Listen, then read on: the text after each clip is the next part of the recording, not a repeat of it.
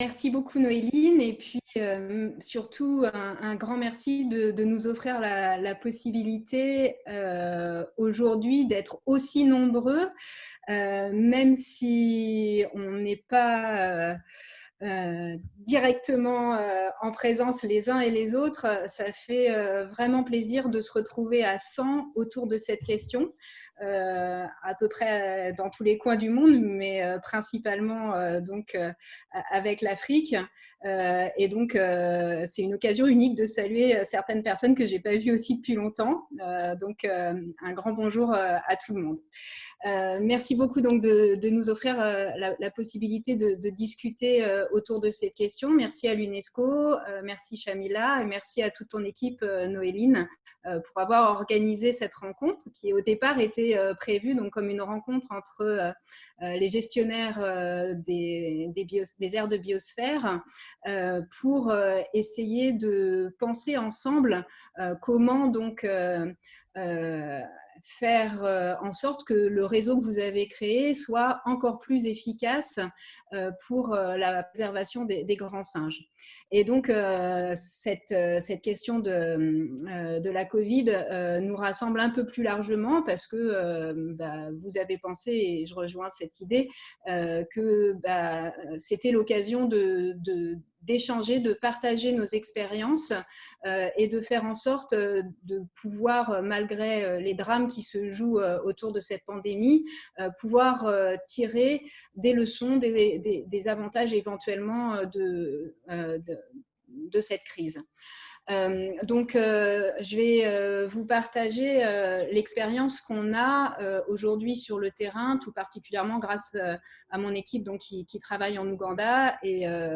dont je suis loin aujourd'hui et qui, la semaine prochaine, sera avec nous puisque ce webinaire sera en anglais. Et donc, je vais essayer de vous faire part des réflexions qu'on a eues autour des conséquences donc de la Covid-19 sur les grands singes et leurs habitats. Tout d'abord, réfléchir au type de conséquences, puisque certaines sont directement visibles, celles en particulier sur la santé humaine. Les chiffres sont absolument dramatiques, avec plus de 380 000 décès aujourd'hui, plus de 6 millions de cas et près de 200 pays touchés. Donc, on a bien affaire à une maladie qui rend notre planète toute petite et autour de laquelle donc, on partage une grande inquiétude pour la santé humaine, mais également donc, ce qui nous rassemble aujourd'hui, la santé animale. Alors, même si on a beaucoup de raisons de croire que les grands singes ont de forts risques d'être exposés et affectés aussi. On pourra en parler, mais pour l'instant, on n'a pas encore de retour sur les effets de cette pandémie sur la santé des grands singes et sur la santé des primates en général. Peut-être que certains d'entre vous pourront nous partager peut-être des inquiétudes, mais en tout cas, pour l'instant, on n'a pas de publication sur la santé de la faune sauvage généralement. Bien sûr, on s'attend à des conséquences indirectes qui touchent directement l'environnement des grands singes, puisque aux mesures de confinement sont donc associées une moins grande surveillance, une augmentation de la pauvreté due aux conditions économiques qui sont associées au Covid, avec bien sûr moins d'emplois, moins de transports, une famine, une réduction des emplois et donc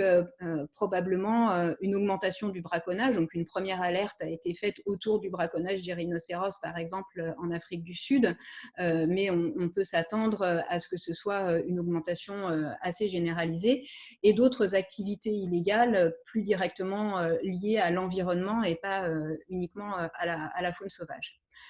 Ce qu'on peut essayer d'attendre, c'est d'utiliser en fait cette catastrophe pour tirer le meilleur profit possible et donc de faire en sorte que grâce aux mesures mises en œuvre, on puisse aujourd'hui aboutir à une meilleure surveillance de la faune en général et plus spécifiquement donc de la santé des grands singes.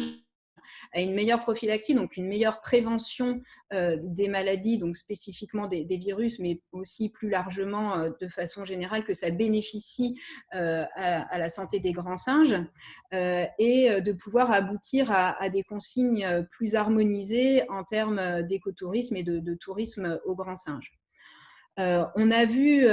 à petite échelle, donc au cours de ces quelques semaines, que le confinement avait des effets positifs dans certains cas, en particulier en termes de réduction des perturbations un peu partout sur la planète pour la faune sauvage, et donc probablement également pour les grands singes, puisque moins de tourisme peut vouloir dire aussi moins de perturbations, même si évidemment il faut prendre en compte ce braconnage dont on a parlé et ces activités illégales. Moins de pollution atmosphérique, moins de pollution via les voyageurs. On a aussi vu une montée des tribunes et des actions de sensibilisation pour essayer de rééquilibrer les questions autour de la perte de biodiversité par rapport à la question climatique. Et on a vu aussi une meilleure prise en compte de la question de la santé unique, donc ce concept de One Health qui lie santé animale, santé humaine et santé de l'environnement. Et donc, on peut aussi essayer de tout faire pour développer et renforcer les réseaux et les engagements pris autour de la conservation des grands singes. Et c'est bien dans ce contexte-là que se tient ce webinaire. Alors, on peut avoir des objectifs d'abord à court terme, qui sont ceux de préserver santé humaine et santé animale, et aussi de mettre en place des indicateurs afin de pouvoir évaluer ces effets de façon directe et indirecte, qui sont donc associés à la Covid, de façon à apporter une réponse très rapide si nécessaire, mais aussi sur un temps plus long, pouvoir prévenir et anticiper en cas de prochaines épidémies. Alors, je voulais partager avec vous certaines des observations qu'on a faites directement en Ouganda, et puis peut-être susciter l'échange pour que vous qui êtes là aujourd'hui puissiez nous dire comment vous avez vécu cette pandémie, comment sur vos sites, dans vos aires protégées ou autour des aires protégées, ou au contraire au niveau des communautés, comment a été vécue cette pandémie. Donc en Ouganda, en fait, les premières mesures de confinement ont été mises en place un peu après la mi-mars, avec d'abord une interdiction des rassemblements, puis ensuite une interdiction des transports internationaux, puis des transports publics et privés, et enfin un couvre-feu mis en place pendant la nuit. Aujourd'hui, il n'y a pas de décès à déplorer en Ouganda, mais près de 500 cas de personnes testées positives. Qu'est-ce que ça veut dire plus spécifiquement pour les grands singes? L'Ouganda Wildlife Authority a décidé l'arrêt de toute activité autour des primates, c'est-à-dire plus de recherche, plus de tourisme et plus d'activités de film, ce qui veut dire bien sûr pour tous nos projets de terrain des changements radicaux à opérer. Donc tout d'abord, suite à cette annonce, on a voulu, nous, faire en sorte de à la fois sensibiliser notre équipe, bien sûr, à ce qui était connu sur la transmission du virus, mais plus largement à pouvoir communiquer ces données aux communautés locales et aux gens des villages et des villes autour. Donc, Noéline vous en reparlera, mais on a essayé de mettre en place des petites affiches avec des pictogrammes assez simples permettant une meilleure diffusion de l'information. Donc ça, c'est mes doctorantes en France qui ont travaillé à ces affiches. Et donc, ça concernait à la fois la transmission et les mesures de prévention à l'extérieur de la station. Et puis, on a voulu réaffirmer les choses qui étaient vraiment indispensables à faire à la station, avec ces fameux gestes barrières appliqués au projet de terrain et à ce qu'il faut faire en forêt. Donc avant, ça a été mis en place avant en fait que l'interdiction totale d'aller voir les chimpanzés soit décrétée. Et donc, ça se traduit, par exemple, par la désinfection des bottes avant d'aller en forêt, en rentrant, au fait d'avoir donc une tenue spécifique pour la forêt, de bien se laver régulièrement les mains, certes d'utiliser du gel hydroalcoolique quand on est sur le terrain et qu'on n'a pas accès à l'eau, mais à tout autre moment, se laver très très souvent les mains, bien sûr porter des masques, éviter les poignées de main, si on tousse sans masque, se tourner, et bien sûr en cas de proximité avec les grands singes, porter ce masque pour éviter tout risque de contamination. Donc finalement, on a une équipe réduite qui a été confinée à la station à l'intérieur du parc national et pour laquelle chaque jour, on a fait un suivi de santé. Et donc, aucun symptôme n'a été observé dans notre équipe. Et on a mis en place des observations indirectes des chimpanzés via les caméras trappes. Donc, on a déployé un nombre plus important de caméras trappes et on a augmenté la fréquence de relevé des cartes pour pouvoir faire une lecture quotidienne, essayer d'identifier tous les chimpanzés qu'on voyait, mais aussi éventuellement de voir si il y avait une présence plus importante des braconniers et des activités illégales qui étaient visibles sur ces caméras trappes qui sont donc cachées. Et donc, quand c'était possible, de vérifier sur les clips vidéo des caméras trappes, non seulement l'identité du chimpanzé vu, mais son état de santé. Ça se traduit par une fiche de suivi sanitaire qui a été mise en place spécifiquement pour ça, donc avec l'identification de l'individu, le type de caméra trappe et la présence de la caméra trappe à un point GPS donné, et puis des données relativement simples sur l'état de santé général, l'état corporel, la façon dont le chimpanzé respire, voir si la locomotion est normale, et au cas où, si la caméra trappe est posée à côté d'une source de nourriture, si le rythme de consommation d'aliments est normal, laissant penser à un bon appétit. Et donc chaque jour, le nombre d'individus enregistrés sur les caméras trappes est relevé, ainsi que éventuellement les symptômes qui pourraient être attribués à la Covid-19 répertoriés. Ça nous a permis en 8 semaines de pouvoir checker 51 chimpanzés. Donc certains sont bien plus présents que d'autres, en particulier donc le mâle dominant qui est vraiment présent quasi tous les jours sur les caméras trappes. Et on a pu donc voir que ces individus-là étaient toujours présents, puisque vous savez, hein, avec le système fission-fusion des chimpanzés, c'est pas toujours possible de voir la plupart des individus d'une communauté, et aucun symptôme respiratoire n'a été vu. On a pu observer simplement des problèmes locomoteurs qui ont pu être attribués à un acte de braconnage, enfin en tout cas de défense d'un villageois avec une lance sur un des chimpanzés, donc quelque chose qui a aussi alerté notre équipe et qui a permis de travailler avec les communautés locales. On a aussi essayé de voir quel pouvait être l'impact économique donc du confinement dans la zone où on travaille, et donc on a vu qu'il y avait une forte répercussion en termes alimentaires, avec par exemple le prix de la farine de maïs, le pocho, qui a été quasiment doublé. C'est l'aliment de base dans la région où on travaille, et donc évidemment ça a une conséquence directe sur l'alimentation des populations qui vivent autour du parc, avec également donc les haricots et les pois pour lesquels les prix ont fortement augmenté.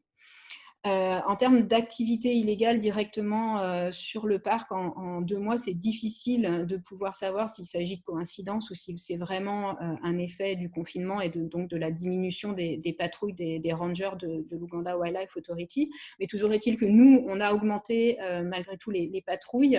et donc on n'a pas vu d'augmentation significative du nombre de pièges dans le parc. On a observé des coupes d'arbres, des collectes augmentées de poivre sauvage, mais encore une fois, ça peut être aussi